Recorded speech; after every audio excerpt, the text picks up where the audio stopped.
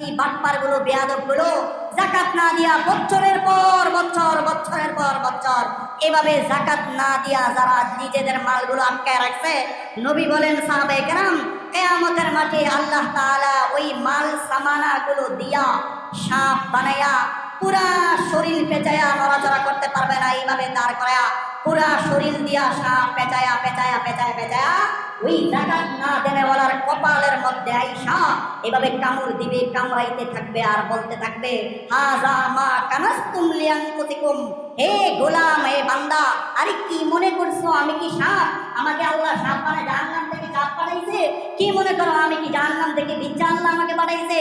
না না, এটা মনে করিও না, আমি জাহান্নামের সাপ না, জাহান্নামের কোনো প্রাণী না, জাহান্নামের কোনো বিষাক্ত প্রাণী না, বরং আমি সাপ তোমার ওই মাল, ওই সামানাত, যেই মাল যেই সামানাটা যাকাত না দিয়া দুনিয়ার জমিনে আটকায়া রাখছিলা। নাউযুবিল্লাহ।